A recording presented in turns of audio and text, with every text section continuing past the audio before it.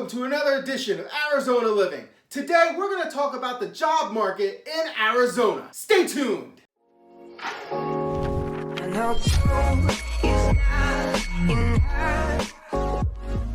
Did you know that Phoenix is the 6th largest city in the United States? Now, when I first came to visit, we drove through the city, and afterwards I asked, so when are we going to get to the city? There are no real skyscrapers. The tallest buildings here are only 20 stories. That's it. So it doesn't look like a metropolitan type of city like New York or Chicago. In terms of actual jobs, there are tons of call centers here in the valley because, frankly, we don't have too many natural disasters. They can get away with paying just minimum wage. And there are laws here that favor the company, so it's advantageous for them to set up shop in the Phoenix area. Now, what do I mean by laws? This is a right-to-work state, which means that employees can't be forced to join unions. In terms of the Phoenix proper, the actual city of Phoenix, there's a downtown. You don't call it Midtown, it's Central Phoenix, and then there's an uptown. In terms of transportation, there is something called a light rail, which are just 3 little carts, and it doesn't go that far, but it does go up and down the city of Phoenix. So if you don't have a car for whatever reason, you could get away with just taking the light rail. There are, of course, options like buses and Uber as well. So we're good in that respect. I'm used to like a real transportation system, underground subways and whatnot. But it works here. Intel has a huge site in Chandler, and I hear they pay well. So if you're lucky enough to live on the east side and get a job there, that would be ideal because traffic gets really hairy from the east side going into Phoenix. Now let's get into the meat of the situation here.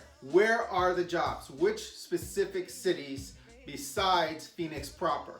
Well, I've seen a lot of jobs in Scottsdale and in Tempe. Now, I'm not saying there's not jobs elsewhere. I'm specifically speaking to white-collar jobs. Now, a lot of folks have asked me for specific advice on landing a job. I'm not a recruiter, but I can share with you my experience. Prior to moving to Arizona, I had something like 20 different jobs. This is during the IT bubble. I would work at one place, and if the place across the street offered me $5 more an hour, I would jump ship. Because I realized back then, there's no such thing as loyalty in business. They can get rid of you tomorrow. They don't have to give you a 2-week notice, but yet you have to give them a 2-week notice. So in my eyes back then, I was just going for the almighty dollar. That might look bad, but that's what I did back then when I was young. So when I came here, years later, after the market had completely changed, the bubble was long gone, and the way I used to look for a job, back in the day, I'm dating myself here. I used to use an app called WinFax. This is back in the day when fax machines were relevant. Well, rather than just getting a fax machine and sending out my resume, I used this app connected to my phone, my phone jack, and it would literally just blast out my resume to 100 places at a time. I, of course, had to type in all the fax numbers, but using that method, that's how I would always have my phone ringing off the hook with recruiters offering me jobs. Like I said, that was a long time ago. When I moved here in, 2011, that was long gone. You couldn't do that. I mean, there was an app, like a real website called Resume Blaster, which kind of does the same thing, but it still wasn't that effective. So when I moved here, long story short, when I moved here, I had a challenge finding a job. And I believe it was because of my story. I was going in telling them the whole story about why I moved here and that I was coming off a divorce.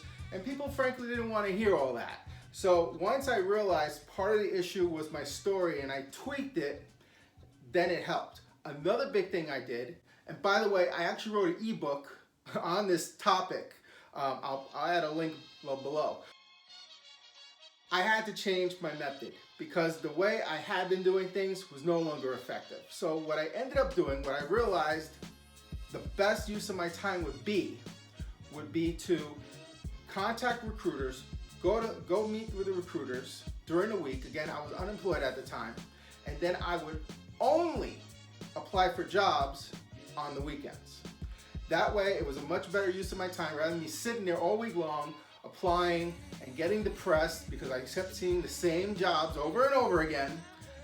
It was a better use of my time to capitalize on the headhunters and me apply for jobs online during the weekends. And another thing I did, and I'll save you the $1 from buying the ebook. Here's the basic gist. Big thing I did was I went on Fortune 100's list of the best companies to work for, and I went to their individual websites and I applied for whatever jobs I thought I qualified for. And that's ultimately how I ended up getting the job I have right now. So as of this recording, we're in March of 2018. Job market here in Phoenix is solid. But things can always change. So don't move here and say you can't find a job and call me out and say, you lied, you lied. Things change. It all depends on your resume, of course, what type of experience you have. I highly recommend, before you just pack up all your stuff and move, you update your resume, contact some recruiters, get the whole process going, start interviewing via Skype before you move here, because it could take 2, 3, 4 months for you to find a job, even if you're great at interviewing. So this concludes another edition of Arizona Living. Be sure to like, subscribe, and let us know below what your experience has been looking for a job in Arizona. Till next time.